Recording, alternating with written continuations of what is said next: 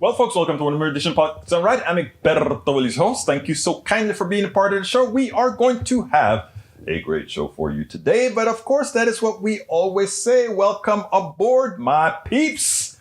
Welcome aboard. Let's see who we've got in the house. I think I've already seen El Senor Michael Rudnin. Welcome aboard. Peggy Lopez. Welcome aboard. My regulars are already in the room. Michael Rudnin, of course, has his task of the day, which is give us that new news. Of course, he starts out, he says, seems like I have a whole lot of errands to run today, so I can't stick around, but here are the topics. Here are the issues of concern to many of us progressives. Redditors are spamming Kellogg's job portal to support striking workers. Corporations facing a strike want scabs to fill in and do the work, but the people won't let them.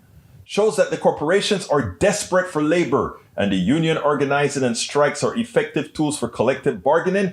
Don't ever cross a picket line. Folks, don't listen.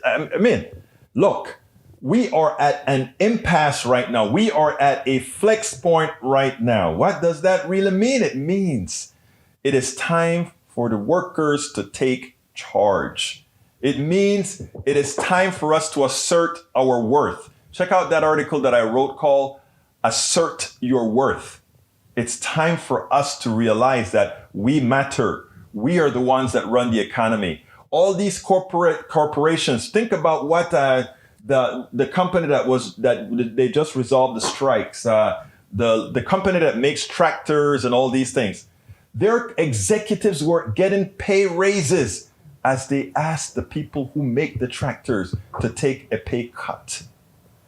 Again, the people who do the work, the people who create the possibility of the executives sitting on their butts and getting money, were asked to take a cut. And for that, the executives took a raise. Fairness, fairness, fairness. If you can't see that, what is there? Michael Rudnin also says, how deadly is the Omicron variant, and is it more infectious than previous variants? No deaths have been reported so far, but experts stress that it's early. I'm going to give it another week, but it looks like we might have dodged a bullet with this one. Can't say the next variants of concern will be as so lucky. Well, here's the deal though. And John Deere, thank you very much. Yvette Avery Herod. John Deere, the company that I wanted to talk about, that says, oh, they want the people to take a cut, but the executives continue to make and make and make. Yvette Avery Herod says, good afternoon all. And of course, there's there's Daniel Ledo who says, workers of the world, unite. Right, Egberto? Yes. Yes, Daniel. You're being sarcastic, but yes, that's what I want. I want collectives. I want worker-owned corporations. I want it to be those who produce the products that make the spoils. Don't you want to get the spoils from what you produce, Mr. Ledo? Don't you? Do you just want somebody who pushes paper at the top to make all the money earned on your back? Do you really enjoy watching a lot of slaves in America, yourself inclusive? Think about it. Okay, Michael Rudnin continuing. Rights groups warn extradition of Assange would have dangerous implications of future journalism. The Secretary General of Reporters Without Borders called on the US and the UK government to stop this more than a decade-long pursuit once and for all, and exposing corporate government corruption. WikiLeaks does the real journalism that the mainstream press won't. The extradition effort is chilling effort at press freedom, government transparency, and accountability. That's true. We need the likes of WikiLeaks and all these things that give independent media. There's just something about Assange that I don't personal. This is a personal thing. This doesn't have a political stance on it, but I don't particularly care for El Senor Assange, and it has a lot to do with a few things that he's said in the past, but I'll leave that alone for now. Peggy Lopez says, hi all, here is everybody. Where's everybody? They're here. They're just not talking. They're here. I see them on Facebook. I see them YouTube, Twitch. Folks, come on in. Make yourself known. Say hello. Hola, ¿cómo estás? Michael also says, Ivan Greer tweeted, if you can't set aside your personal distaste for Assange to recognize that the US government's persecution of him for publishing a possessed threat to human rights and press freedom, you don't actually care about human rights. Full stop. You heard what I said now. I said I don't particularly like Assange, and I mean that. Oh, you didn't even hear me say that. That is from other people. Got you. Yeah, but no, but I support, you know what I support. All right, continuing. Michael says, as planet careens towards disastrous crash, Earth's black box records leaders, climate in action. The purpose of the device is to provide an unbiased account of the events that lead to the demise of the planet, hold accountability for future generations, and inspire action. If the worst is to happen and as civilization we do crash as a result of climate change, this indestructible box will be there and will record every detail of that. When civilization collapses, nobody's gonna be around to read it. That's true. Daniel Ledo, yes, I hear you, Daniel. Thank you for the correction, Yvette. And Daniel Ledo says, LOL, and he tries to take umbrage at being called a Marxist. Wait a minute. I don't care what the hell you want to call me. I know what I stand for. I stand for all the things I preach about. You can give it whatever label you want to call it. You see, that's how they get many people on the right to go into pissy fits, right? They try to tell you words, and then they get you scared of words. So they say Marxism, and you go into a panic. They say liberal, and you get into a panic. They say socialism, and you get into a panic, right? Why don't you just say, Egberto, what do you stand for? Yeah, I stand for worker rights. I stand for all these things that support people, support workers. You can call it whatever you want to call it. But I know what I want. I know what Americans want. And I know what is being denied. Okay? Peggy Lopez says, in a true democracy, the workers would vote to elect the boss. Amen. But capitalism isn't a democracy. Capital dictates in capitalism. And that's where it comes to the people who somehow associate capitalism with democracy. That was busted. In fact, I have an article to write about that. That was busted in a recent 60-minute interview, right? Where a Chinese pointed out that China is one of the largest capitalist countries in the world. But also it's a country that says we are gonna be a capitalist country that do it our way. And our way means we oppress where we need to oppress, and we assist where we need to assist. And they're doing it's amazing what China is doing right now, completely disassociated with what America is doing right now. America is using the fist of democracy. In other words, anybody who speaks for things that talk about social status, in other words, giving people health care, giving people leave, giving people all these things, they want to call socialism and bad stuff, right? In China's capitalist society, they have seen sort of the light. They have said, wait a minute, we can go ahead against all those damn capitalists who are really sucking the blood out of the middle class.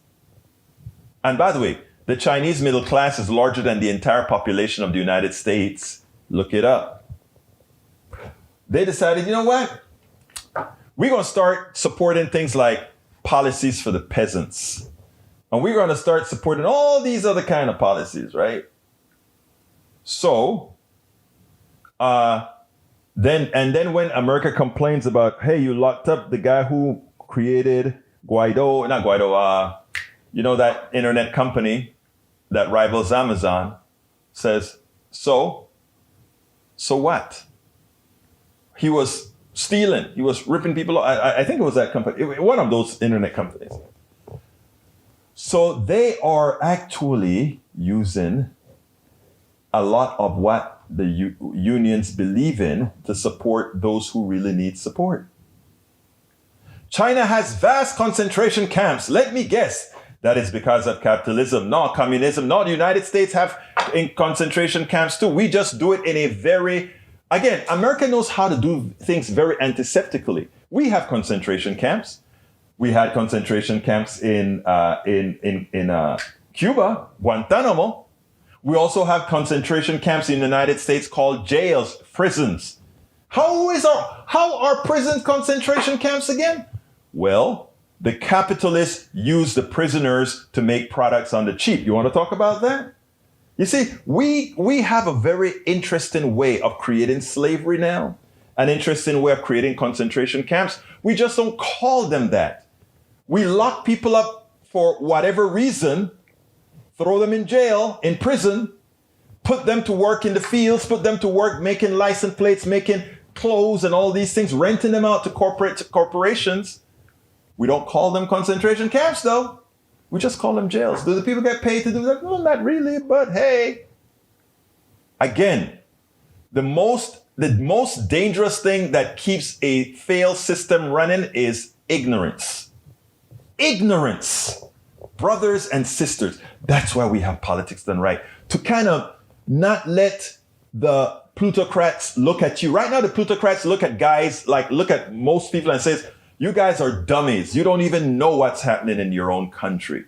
And because you don't know what's happening in their own country, we can create a false impression of what's happening in this country. And guess what? You are so dumb, you don't even know it.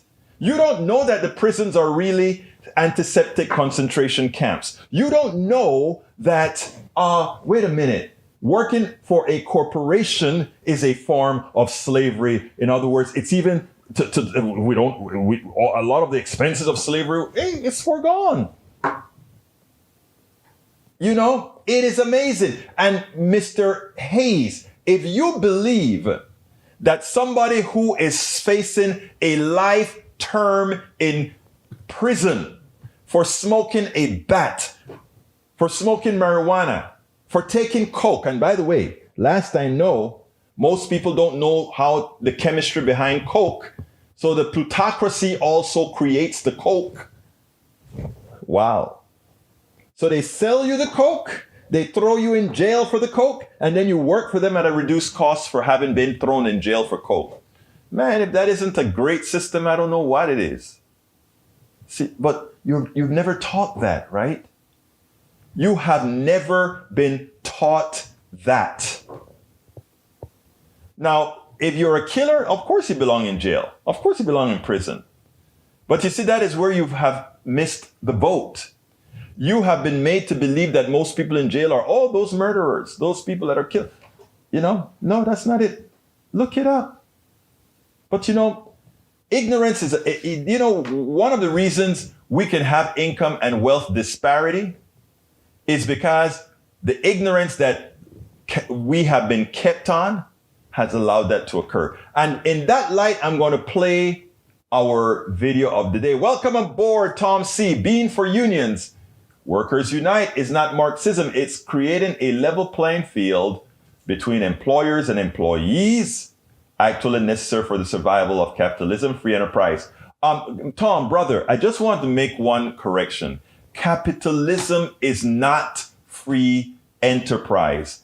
I believe strongly in free enterprise. I am a free enterprise person. Democratic socialism has a very strong free enterprise component. It's democratic. Capitalism, there absolutely is no democratic portion within capitalism. Capital reigns. And if you doubt me, please read Milton Friedman and what Milton Friedman says. It is so important for us to understand. Milton Friedman, the god of new capitalism.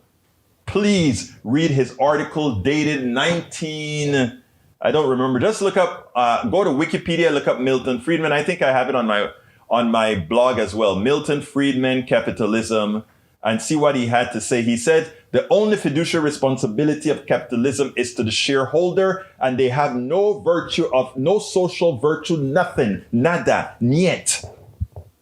That is from the mouth of economist Milton Friedman, from the Chicago Boys, who went around the world from Peru to Argentina to and all these countries with the Chicago Boys to push that crap. Please, it is important for us to understand what's going on here. But anyhow, when I talk about anti-intellectualism, one of the things I love to do is learn. And I learn from people every single day. I learn from people all of the times. And, I've changed opinion based on what I've learned. So what I want to do is let you listen to Victoria Young, who is going to talk about America's bout with anti-intellectualism.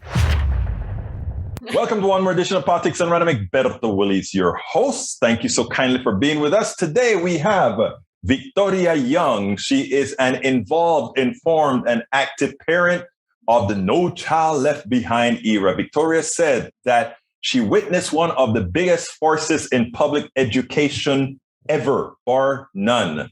Victoria saw that with her own eyes, the damage her school suffered at the hands of standardization and privatization. But today she discusses an issue that, while superficially not connected to her passion, actually is. And what is that subject today? Anti-intellectualism. Victoria, how are you doing today, my friend?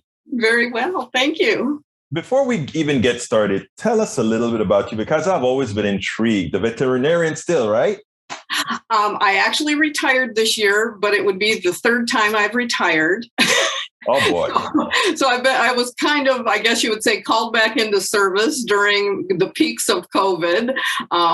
But technically now I am retired, and I'm hoping to stay that way. But I was practicing for 37 years. Mm-hmm. So I think I'm entitled to I think you're entitled, but you don't look like you're practicing for 37 years at all. I mean, yeah.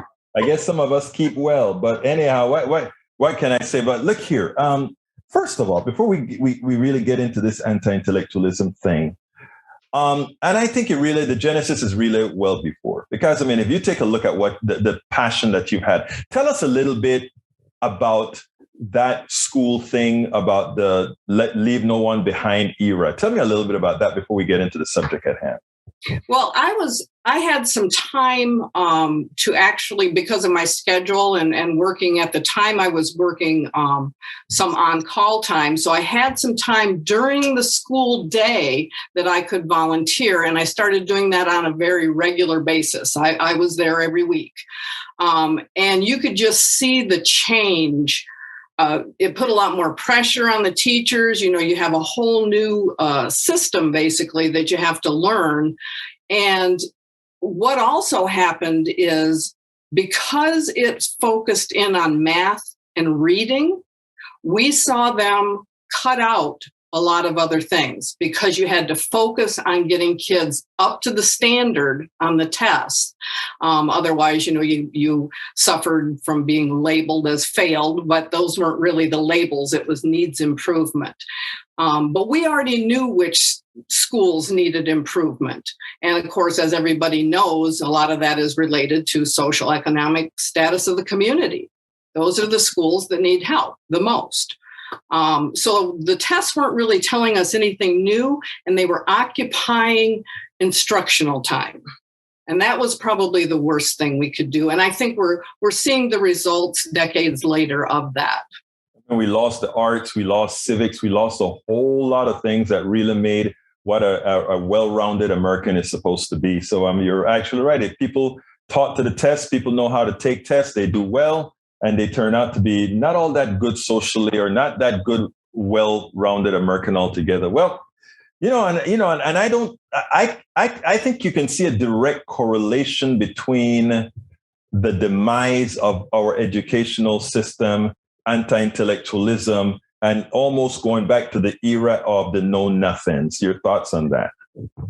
Right. Well, and so one of the other things that was cut out, not in all schools, and this is why we have trouble explaining this to people who had kids in schools that had a lot of resources, is their resources and their time on science in particular was not cut.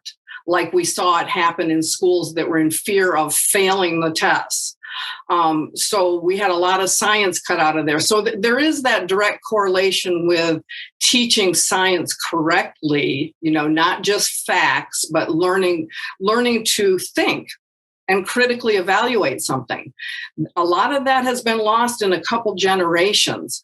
So I think that is starting to show up, but I always want to remind people that it isn't all the education system to blame, that anti-intellectualism is a thread running through American society and always has been. And it's based on emotions, skepticism. Interestingly, I want to read just one short passage in your piece. Mm-hmm. It's deep in your piece, but I want to start from the beginning, but it's deep in your piece, but I think it explains a lot. And it's even explained this stuff about just teaching to the test. You said from a quote, we don't educate people anymore. We train them to get jobs. Right. And that came from a professor. So they're seeing that at the higher education level.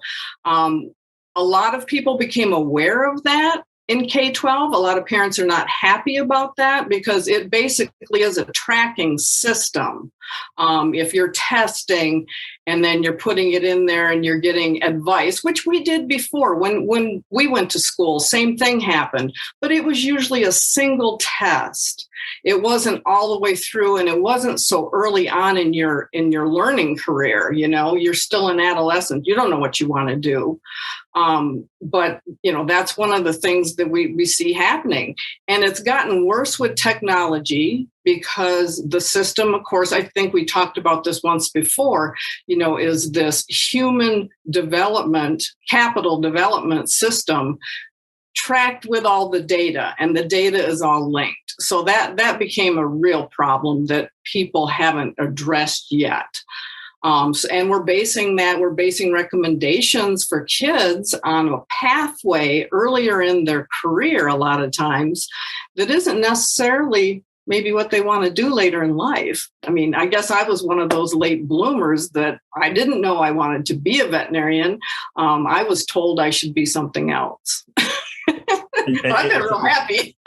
So often that is the case, so often that is the case. Now, you're on a show called Politics Done Right. So, we're going to start to hit the politics domain at some point.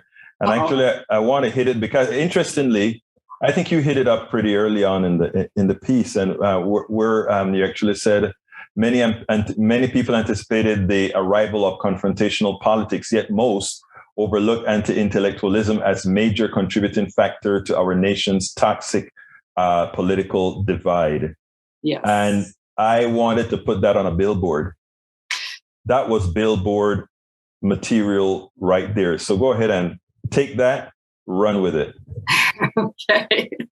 So when you look at anti-intellectualism, and I'm not a political scientist or a social scientist, but just based on a lot of the things I've read, and particularly, I'm going to grab this book, particularly this book that gives a lot of history. And I'm not a historian either. Remember, I'm a veterinarian. I'm your average working. Who's the author? I think I know the guy. Richard Hofstadter. I know. Yes, yeah. Absolutely. I think I met him actually. Wow. I think if I'm not mistaken, if it's the same person, I met him at a coffee party retreat in, I want to say Denver. I think it's the same guy. It has to be before 1970 though, because that's when he died. Okay, well, no, it's the wrong person then. It's the wrong person then, and I'm not old enough to be there. You see, I mean, I didn't think so. Yeah, okay, that wouldn't be him because. At a coffee party, we met a guy and he wrote a book that had a similar title, and we actually sat down and had lunch. I thought that was the same guy. So when I read this book, and it was quite some time ago, and I was reading it and thinking to myself, so wait a minute, what am I? I don't consider myself an intellectual. I don't work in a university, so, but on the flip side, I could see what they're talking about with anti-intellectualism, that you may have some resentment towards people that you see as the elite intellectuals. Well, let me stop you. I need to stop you there because you just said first you claim to be not, you never considered yourself an intellectual. Then you said that people may have resentment for intellectuals.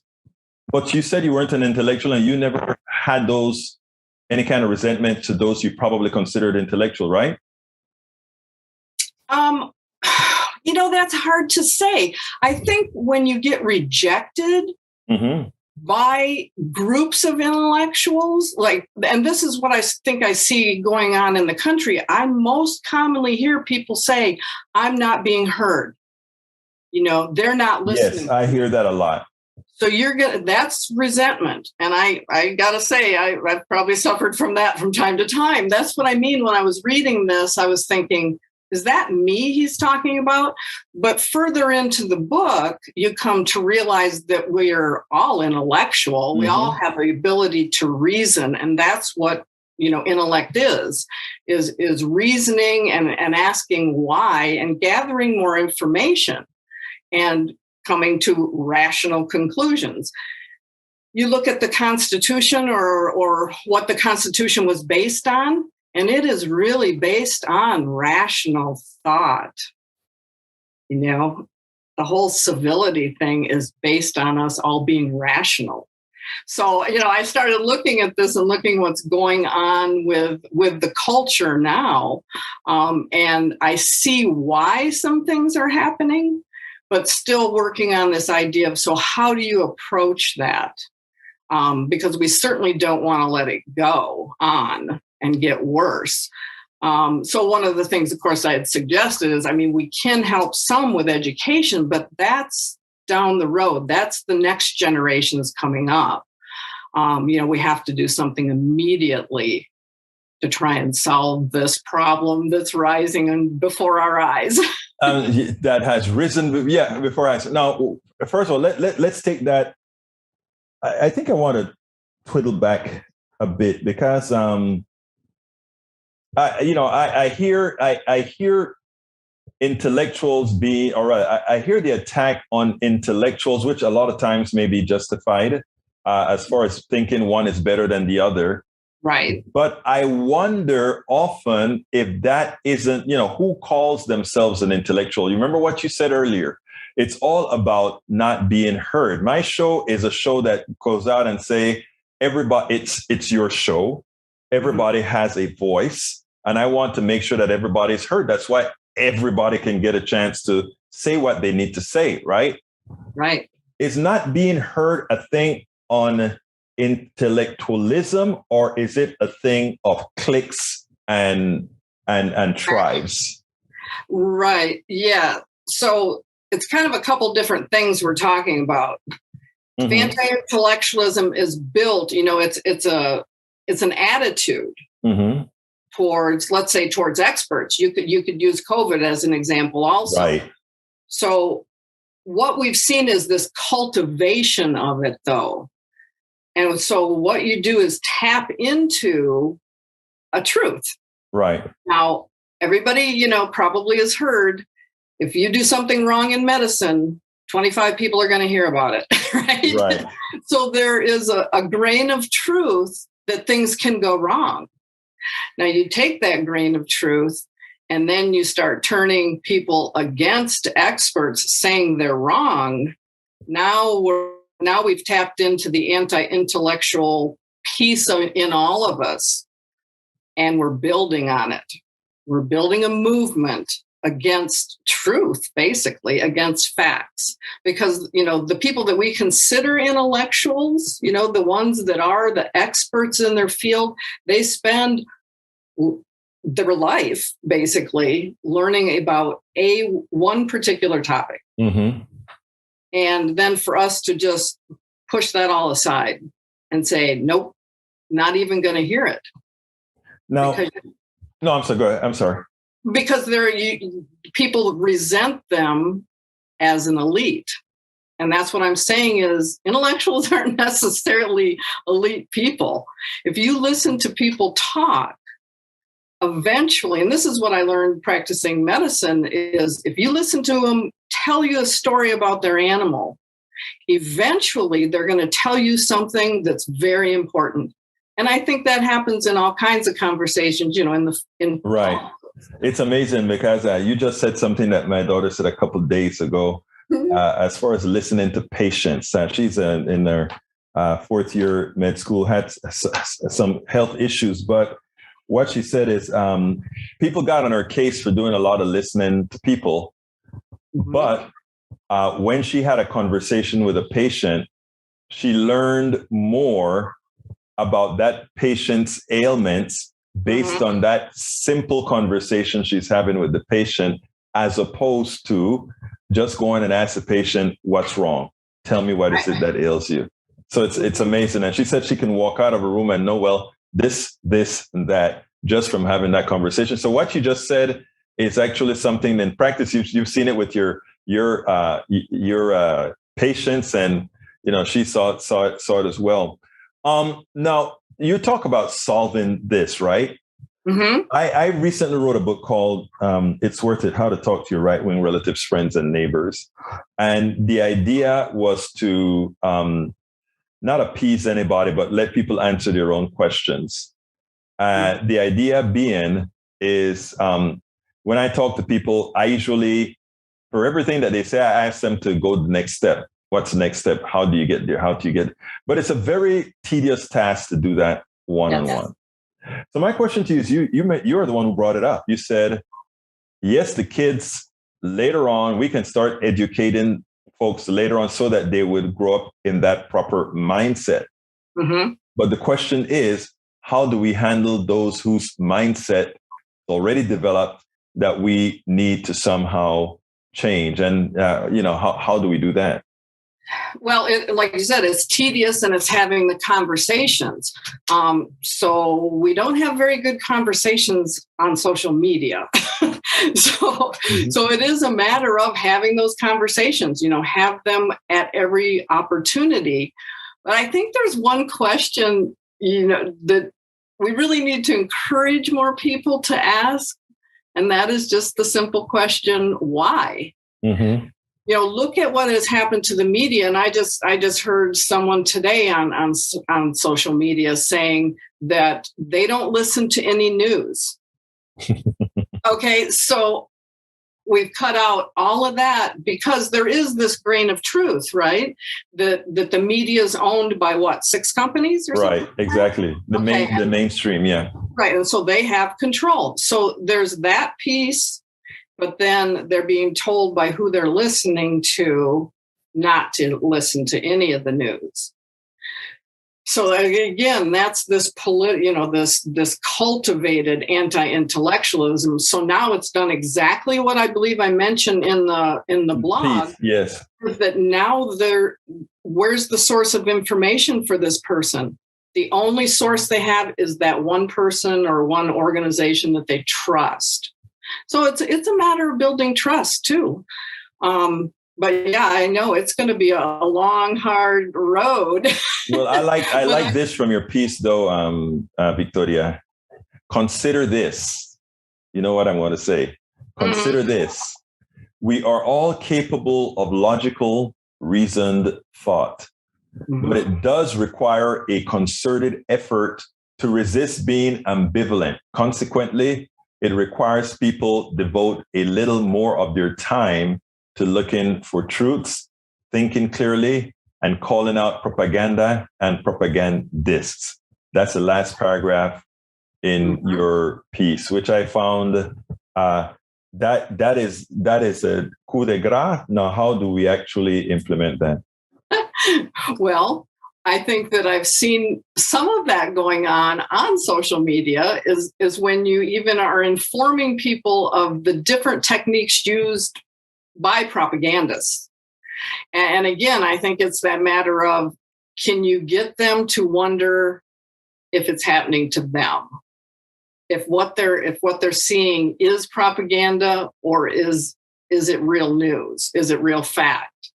That I think that's one way we can do it. We also have to, I think, and we're seeing it happen, we have to build a movement where we're getting, people like yourself, I guess myself, although my thing is education, but that they're reaching people where they're at. And I'm afraid with politics, sometimes we're really talking over people's heads. I mean, the terminology in political science is not something that I learned in school. I didn't have political philosophy. I just happened to have a lot of books.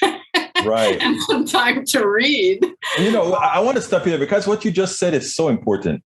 You said you didn't take political philosophy. Actually, very few of us did. But both of us being involved with certain type of organizations, we can understand political philosophy. But most Americans don't. And in that language, it is funny because, we talk, instead of talking about helping people, a lot of times we start using the technicalities of the procedures to help people. Uh-oh, you're cutting out. Oh, can you hear me now? Oh, yep. Okay. Yeah. So what I'm saying is it's interesting what you're saying, because as it turns out with the political thing, when you speak in that just political language, some people that don't understand it immediately tune you out, which you need them not to do so to make that change, right? Right. And even, it's almost like speaking a second language, right? Right. When you say a word, and usually it's a label of some kind, people that aren't, don't spend time reading these things, you have to take a minute to translate what they're talking about, and then you've lost train of the actual conversation. So I think, people that are writing, if they're really wanting to make a point, and the other thing I see out there in journalism is we're not seeing enough people try to resist just throwing the label out, because once you criticize and put somebody in their spot, they're not likely to hear anything else you say. Right. That is so true. On my program, we have all these different this things. The one good thing I like about Politics Done Right is we have a lot of progressives. We have a lot of a lot of people think they are trolls, but they're not trolls. They're there every single day. Our right wingers are there every day, and they enjoy talking. And we converse. And I think it's important because people don't. One of the places that I go is I started to, when I'm a one-on-one, is tell people all of what I'm really about, what I want for society, what I want people to see. And most of the times, the most conservative person would be like, yeah, I kind of like that. I kind of like that, and, in my book, it's worth it. I gave a few stories about me talking to right wingers at my special place, Starbucks, when I was there before the pandemic. And it's amazing. I remember being so concerned one time speaking to a woman, because by the time our conversation was over, she thought I was a conservative Republican because of where I live inside of Starbucks. And by the time it was all over, she was all into Medicare for all, never used the word Medicare for all, just used the things that I wanted to see in healthcare. Right. And I felt so guilty. I told the woman, ma'am, I hate to tell you this, or I don't remember exactly what I said, but I'm one of your pinko liberals here in Kingwood, Texas. And what I just described was Medicare for all. And she was like, oh, she said it was, but we were friends, every time she sees me, Well, I had the same experience with critical race theory, right? And the fact that it is not taught in K-12. Right. Okay. But I just want to say that before I talk about it. But what I did was I described what they are actually using in schools, which is an anti-bias kind of thing. And basically it's just learn to get along with other people and love yourself and love your neighbors as yourself. That's the kind of philosophy. Right. Well, I had it in a blog, and there was an argument going on about critical race theory on Facebook. Right. And so I asked this one lady if she would take the time to look at the blog. And she did, which is unusual. Yeah. But she came back and said, now, I can agree with that, but that's not what's happening in schools. Which is exactly what's happening in schools. So, but it's, yeah. And that's what I mean. They really are doing a number with political language, with tapping into the language that's going to hook people in and turn them off. That is what we are not about. And one of the reasons when you posted this, I contacted you as soon as I read it, because I'm like, this is the kind of material that we need to have out there coming from someone who understands what's going on. And so, I'm really happy that you wrote it. And you write a whole lot of good stuff. I've been reading your stuff for a long time now. But I took a break. I haven't written anything for a long time, and this is the topic. This is tops. Let me just tell you that. All right. I think you were on probably 2 or 3 years ago when we had something talking about the schools. So it was like great. And really, I've told you that before. So anyhow, this is good. The last question that I always ask is usually the gotcha. And it goes this way. You ready? I guess. What would you have liked me to ask you that I didn't? Ooh, well, actually, I would like to add something to the conversation. Go for it. So I don't know what the question would be. The question might be what did you find interesting when you cleaned your room today? Okay, what did you find interesting when you cleaned your room today? I found an old book that I had read a long time ago. Uh-huh.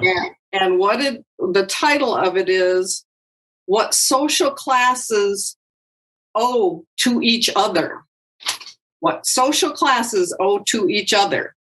And it says, we all owe to each other goodwill, mutual respect, and mutual guarantees of liberty and security.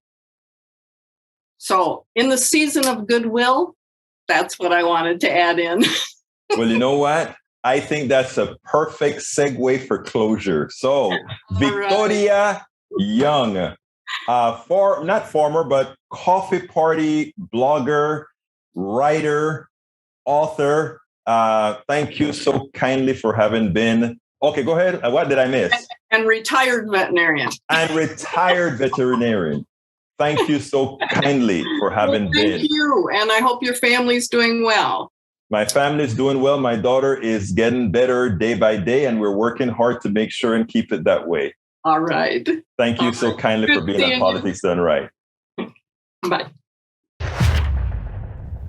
All right, folks, I hope you like that. But, Tom says Hofstadter was a member of the Young Communist League in college. In April 1938, he joined the Communist Party, disillusioned by Stalinist discipline and show trials. He quit the party in 1939. I guess Tom C. just went ahead and say, hey, Daniel Ledo, people have different things that they want to do different times in their life. But, Daniel, I wanted to capture some of what you said that I think it's important, okay? Because here's what, I took the 4 consecutive messages while I was watching the interview and wrote down. You put first, numero uno, China has vast concentration camps. Let me guess, that is because of capitalism and not communism. Second item you wrote, okay, so China committing genocide is just like America? Right. You sound insane. And then you say, so insulting the people who were actual slaves, you insult millions alive and dead who were brutalized by slavery by equating it with something, voluntary work. You are a garbage person. That's who I am, I guess. And the last one you put was, I'm learning today what a complete POS Egberto Willies is. Piece of SHIT is what he means. He excuses killers and tyrants and waters down the pain and evil of slavery to push his Marxist agenda. Wow. When you put all of that together, I am a monster. No, look, let's be clear here. Here's the problem. America as a country likes to moralize about all these things. We love freedom until we don't. We hate genocide until we don't. Okay, Mr. Ledo correctly states that a lot of this was in the past. True, a lot of it was in the past. We no longer kill Indians or the native people, look at me falling for the crap, native people, because we've already successfully taken their land and thrown them onto reservations. So that is complete. So now we can be nice people and say everybody else needs to be nice as well. As far as slavery is concerned, we have converted, right? That evil type of slavery that looks nasty when you promote it, with people getting whipped and bought and checked like cattle. We don't do it like that anymore. But what we have is still a master-slave relationship. A corporation is not a democracy. A corporation is controlled by a few executives who most of the times do no work. The work is done by the average person who begs for their salary. That's all I'm saying. Antiseptic slavery. It is not an equation of slicing somebody's back with a whip. I'm just saying we've learned how to do it antiseptically. Now when it comes to, let's hit genocide again. You know, when America invaded Panama, they really wanted Noriega to invade, I don't remember if it was Nicaragua or El Salvador, right? I don't remember which one it was. But interestingly, when Noriega was doing good stuff for the CIA, it didn't matter that he put funds from drug lords into banks in Panama. That didn't matter then. But when he didn't do what America wanted to do, guess what? We invaded Panama to get one man, Manuel Antonio Noriega. And in the process of invading Panama, 10,000 Panamanians got killed. The Americans reported, 1,000 innocent Panamanians got killed. The UN reported 4,000 Americans got killed. But we who know where Marañón is, that got invaded and blown up with the Stealth 2 bomber, the Stealth 2 planes. Those of us who know Colón, those who know David, we know what happened in those 3 cities where America unleashed the bombs. 3 cities. Noriega was only in Panama City. They wanted to decimate the Guardia Nacional de Panama. They wanted to decimate the Guardia Nacional de Panama. And in decimating the Guardia Nacional de Panama, they killed 2 birds with 1 stone. They arrested Noriega and they killed the defense forces in Panama. And when asked, I think it was Colin Powell, when asked about the dead Panamanians, what was it called? They said, oh my God, that was collateral damage. So Colin Powell decided to call the genocide in Panama collateral damage. Brothers and sisters, what I'm saying, the American people are wonderful people. We are wonderful people. Our leaders do what is necessary to maintain the capital structure at all cost. And those of you who say, I sound crazy, you just have to look at what happens. When we go ahead and use our drones to kill, and our drones kill a lot of innocent people, collateral damage. But if China goes ahead and they try to defend one of their immoral acts, it is the end of the world. All I am saying is something that is rather simple. Ashley has it right. Y'all need to read the 1619 Project. It isn't only for Black Americans, but for all Americans, Ashley says. And she's right. So brothers and sisters, listen to me. This is not about individual people. You see, when I make these comments, right? Daniel Ledo was trained to come back and make it seem like this is an attack on the average American citizen. It isn't. It is an ode, not an ode. It is a ask to the American population to say, let's not allow the plutocracy to get away with these evils. Most people back in the 1800s were not slave owners, but they were placed into that domain by the people who created the system. Most people within this system are just abiding by a system created by a few running on autopilot. And what I'm saying is we need to remove the autopilot and we need to become what we like to claim that we are. That's all. Nothing more. It's not about judging individuals. It's about saying, let's become who we say we are. And when you talk about China committing genocide, we do it all of the times. We just don't have it on TV. When we are dropping bombs around the world, it doesn't make national news. You never heard that 10,000 Panamanians got killed. You never heard what happened in Grenada. You never heard those things, those massacres. You didn't hear the story about my father seeing with his own eyes when a man was trying to get across a checkpoint because his wife did not have her insulin, and the American soldier couldn't speak Spanish, and he's saying in Spanish, "Señor, necesito dar a mi esposa su medicina." I have to give my wife her medicine, and I need to get over there. And as he's walking towards them, hands up, I need to get to my wife. And what happened? In war, they gunned him down, killed him. Panamanians shouting and holding back because they're seeing these murders in real time. You don't see that on TV, but other people around the world live it. And until we grow up and become who we say we are, all we get is those trained to make excuses. And Mr. Eric Hayes, it's not me who's making excuses. It's my brother, you are. Because you decide that you want to stay less educated.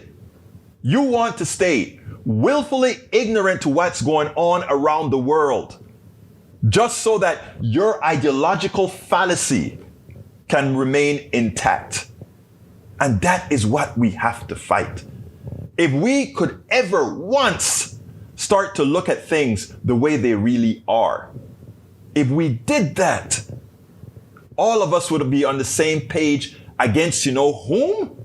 The plutocracy who has screwed us, who has used us, who has put us against each other. And again, Daniel, Eric, and all my right-wingers, that's why no matter what you tell me, no matter what you tell me, no matter how much you attack me, no matter how much communist, socialist, Marxist you call me, it has zero effect on me.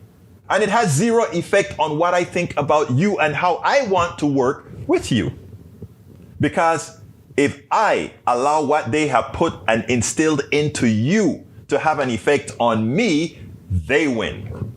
And I won't allow that to happen. So Brother Ledo, Brother Eric, still love you, brothers. You can hate me as much as you want. Still love you, man. I forgot to do my ask today, and Sister Bridge MCP didn't remind me. Folks, if you are just joining us, please go ahead and click that join button, become a part of our PDR posse. We cannot do this without you. Also, additionally, if you can simply do things like visit politicsdoneright.com/YouTube, politicsdoneright.com/YouTube to join us on, whoops, wrong thing here, politicsdoneright.com YouTube. You can also support us by going to politicsdoneright.com/Patreon, politicsdoneright.com/Patreon. You can support us as well at PayPal, politicsdoneright.com/PayPal. Let me get that link, politicsdoneright.com/PayPal. And look, let me go ahead and say something else. You can find out all of what I talk about in my books, right? To make a point. Thank you, beautiful Bridge MCP. I didn't see it. I'm doing all kinds of things at the same time, but thank you, my dear, beautiful lady. Folks, also, please get my books. I talk a lot about these things in my book. I think in the first book, as I see it, Class Warfare, the Only Resort to Right-Wing Doom, I tell the Panamanian story, if I recall, in that book, about what really happened. There's history, and then there is the story. There's a real story from the people that actually got killed, or whose families and relatives got killed, right? So those are the things that we have to understand. Those are the things that we have to know. Please go ahead and get my books. politicsdoneright.com/books. politicsdoneright.com/. Why don't you go ahead and give it a try and give it some to your friends and the right, help them out to take another point of view. 18, U.S. Code Section 1019 from Peggy Lopez. Genocide states the removal of children from families based on their nationality is an act of genocide. In our lifetime, Trump removed children without... You're so good, Peggy. So Trump is responsible for genocide. Okay, folks, and you can also find all the different ways to support us by going to politicsdoneright.com/support, politicsdoneright.com/support. Let me run through all my list again real quick before I leave because it's a weekend and I want to salute everybody. Michael Rodden, welcome aboard and thank you for having been here. Peggy Lopez, welcome for being here. Daniela Doe, thank you so kind for being here and being a part of the discussion, as well as Yvette Avery Herod. Thank you so kindly. Peggy Lopez, Eric Hayes, Tom C, my brother Tom C. Thank you for being there at our Ask Egberto Anything, as well as Daniel was there at Ask Egberto Anything as well. You know, that is how we're going to get places talking, but actually you got to talk. You have to be willing to hear everything. You have to be willing to hear everything, and you have to be willing to research the things that you hear. It's that simple. Paul Fleming checking in from ATL. Paul, I tried to adjust the volume. Let me know if that was successful in adjusting the volume, getting it a bit higher. I tried. Let me know if I was successful or not. Let's see what else we have here. May Wood, thank you for being a part of the show today as well. Paul Fleming again. Para ver, E2247, always love to have your interaction. Bridge MCP, muchas gracias por estar aquí. You're always welcome, keeping me straight in hand. Bruce Pollard, political science is like jumbo shrimp. That's something you would say, Bruce. Bruce, I hope you're feeling better. I didn't send you a text in the last day or so, but you're here, so I imagine you're doing very well. I'll check you out over the weekend. Let's see who else we got here. Lee Grant, you're late, Lee, or you're posting late, brother Grant. What's wrong with you? Love you, Grant. Another one of my good conservatives. The Duck That Quacks. Love you, Duck That Quacks. Always here. Let's see who else we got. Para ver quién más tenemos aquí. E2247, I think I called you out. Bruce says, on another note, do you think any president would sign the presidential control bill the House just passed? Absolutely not. That would be running into the powers of the separation of powers between the executive, judicial, and the legislative. So no, of course not. Let's see. He should sign it. One person should not have that power. Bridge, are we talking about the same bill? Let's make sure. Tom C, Daniela Doe, name calling is not a valid form of argumentation. Make your case without ad hominem attacks. Yeah, but you know, Tom C, notice that I don't return the favor. I learned a lot of this at Coffee Party and Move to Amend. I had to learn these things. Let's see. Ashley says, please, everybody read the 1619 Project. It's important. Let's see what else we have here. And thank you, Ashley, for being here, my beautiful daughter. Para ver. And by the way, Tom C agrees with you. Everybody should read the 1619 Project. We have Sharon Chambers. Welcome to Politics Done Right. Bree says, Egberto, Willie, since we have good convos here, all this isn't free. Support the show. Please do support the show, as our good friend Bridge MCP always urges us to do. She always urges us to support. Peggy Lopez, thank you for being here. Eric Hayes, I got the Duck That Quacks, and I think I'm down to the bottom of my list. If I missed you, if I forgot to call you out, you know I still love you. You know you are my peeps. Please support the show. Go to politicsandright.com/support, politicsandright.com/support, or politicsandright.com/books. We cannot do this without you. My name is Egberto Willies. And guys, you know how I end this baby. I am what? Out. We spend a lot of time deconstructing the news, trying to parse it into a form that everybody can understand. We try to find those little nitpicks where it flies above the fray, etc. If you really like these videos that we do, I want to ask a big favor. Please go ahead, number one, subscribe to our channel, and number two, please join if you can. Thank you so kindly for watching. Keep watching. Please remember to share. We must populate the entire internet with our progressive message, a message that we know is what most Americans say that they want. So help us, please join.